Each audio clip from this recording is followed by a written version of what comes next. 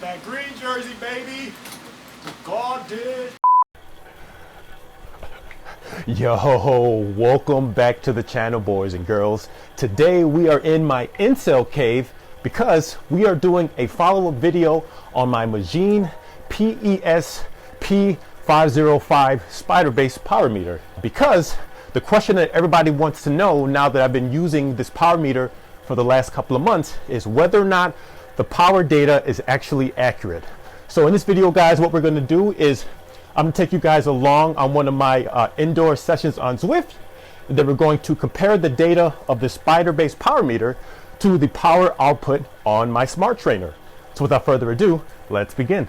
All right, guys, so as I mentioned in the introduction of this video, we are doing a follow-up video on my Magene spider-based power meter. Now, I've received a lot of questions in the comments on YouTube and then my Instagram wanting to know whether or not this $300 spider-based power meter is actually accurate.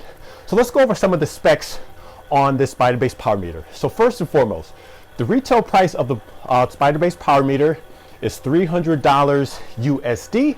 Now for $300, you get the spider-based power meter and you also get the crank arms. Now for an additional $75, $375 all in, you will get the complete power meter system, which includes the chain rings.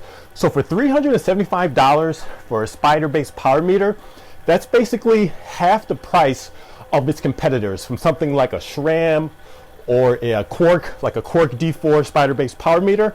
And the cool thing about this power meter is the spindle is based on the Shimano 24mm spindle, meaning that you won't have to get some crazy dub bottom bracket. It'll work if you are already using Shimano's group set system. Now, as you can see on the bike here before you, I'm using my lovely Tavelo Attack frame set. Now, I've been using this bike for a couple of months now. I will have a follow-up video on my thoughts on this bike, but I will tell you that this bike is phenomenal.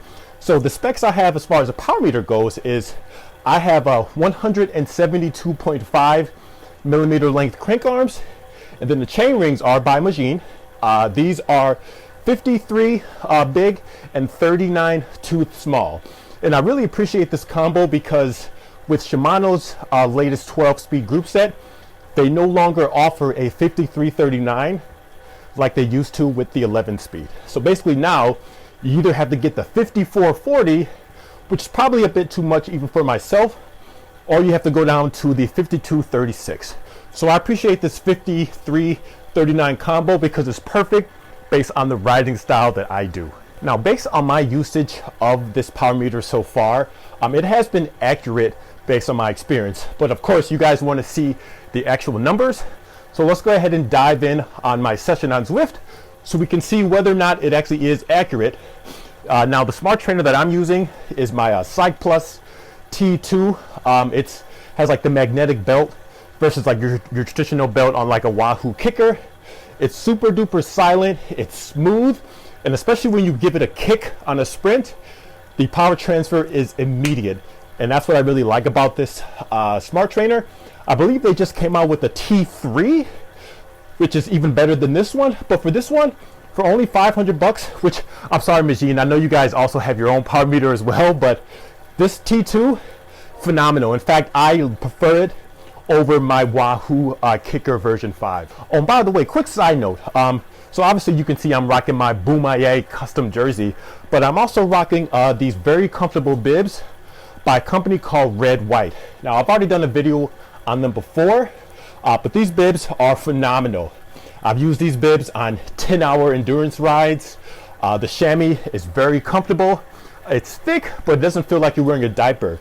And because they only make bibs, Red White bibs that is, because they only make bibs, all the functionality goes into just the bibs itself. So it's comfortable, and the chamois, the way it's designed, it covers all the important areas.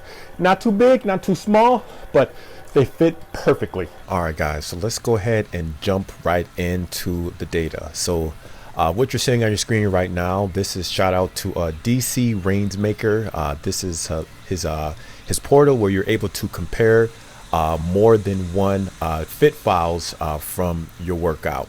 So basically what you're seeing right here is you see the one in blue. This is the Zwift Tempest Fugit Watopia Fit.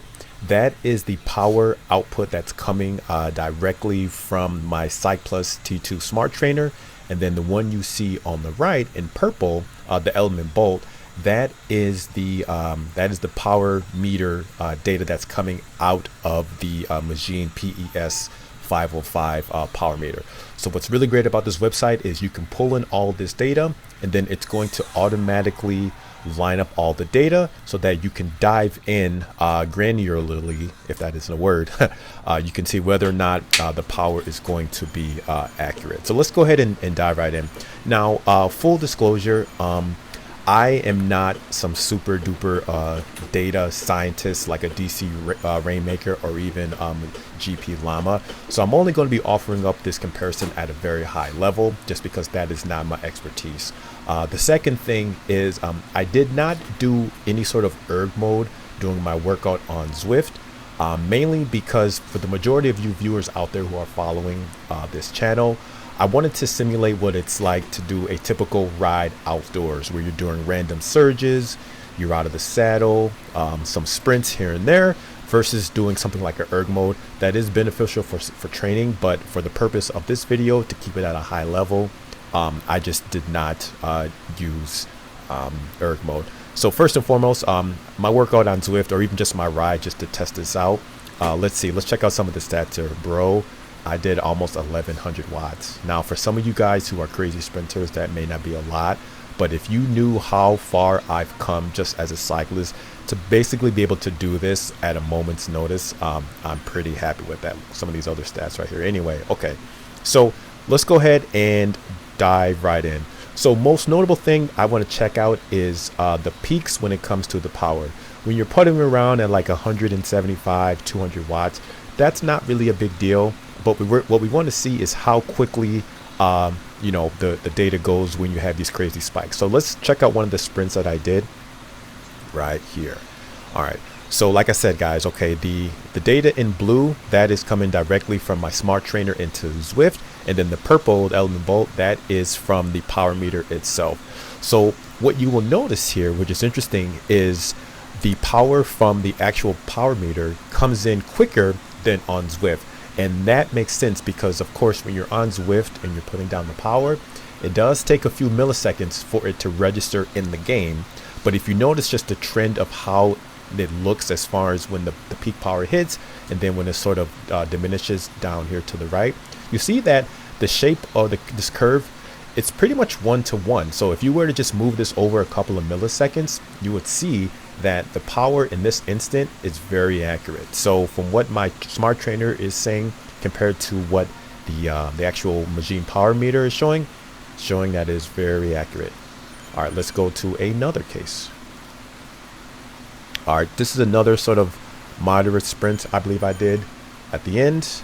As you can see, same thing. If you were to move this over a couple of milliseconds, again, because there's going to be a small delay or lag, you can say, in the game, you'll see that the shape of this curve, same thing, very, very accurate.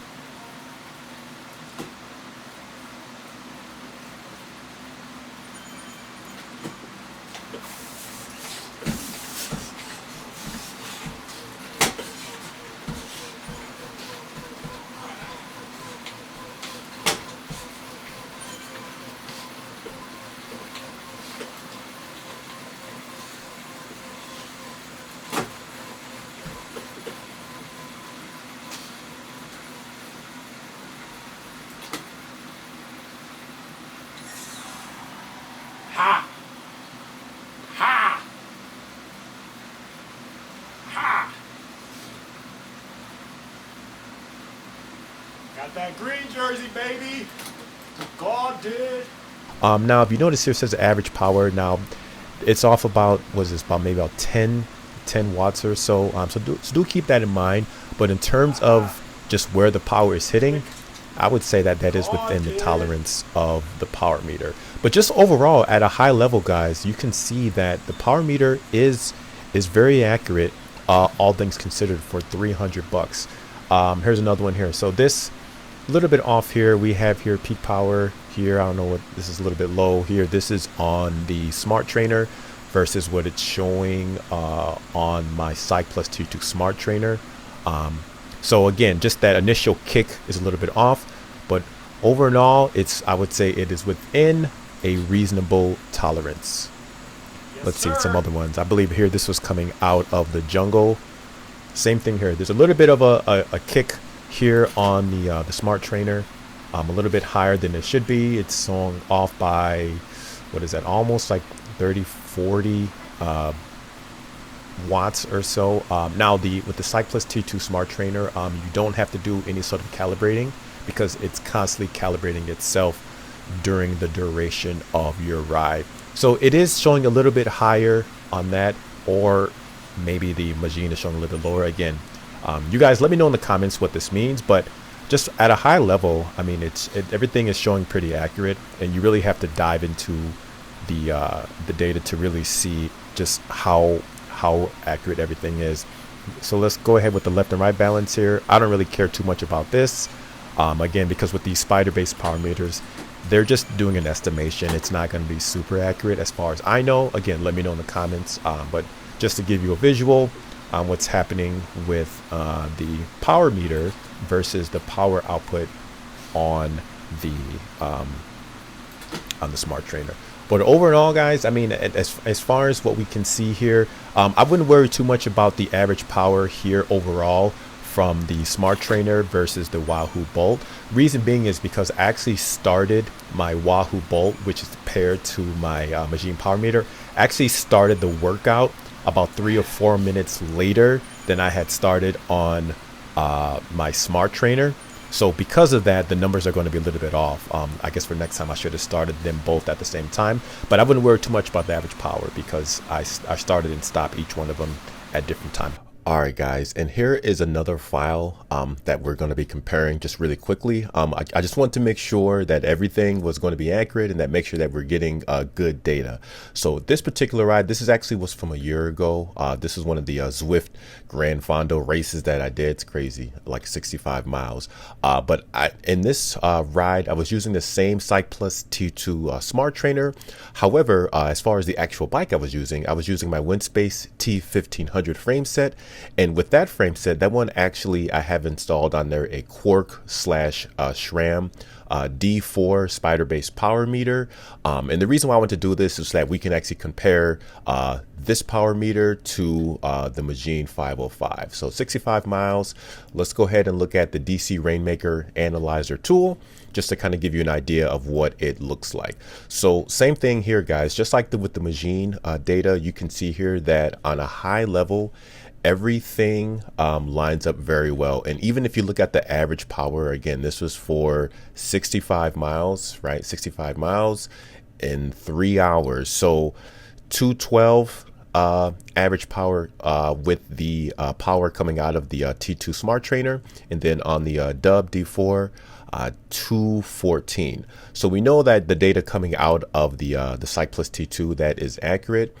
Even if we just happen to go into some of the power here, same thing, exactly what you would expect as far as peak data goes. Now let's go back to a high level here. Let's go back to here. Let's take a look. Same thing. So it looks like the D4, the SRAM / Dub, the Spider power meter, it is reading a little bit higher than what's on the Smart Trainer. But again, it's just that initial kick.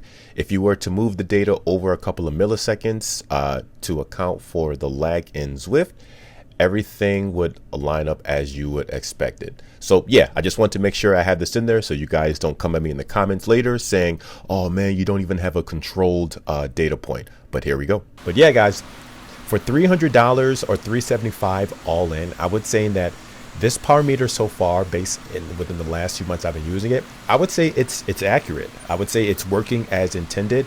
Maybe it's off by a couple of watts here and there, but it should not be enough of a difference where it's going to mess up your training, or not being able to hit your certain power zones, or even knowing what power zone you should be in at any given point during your training.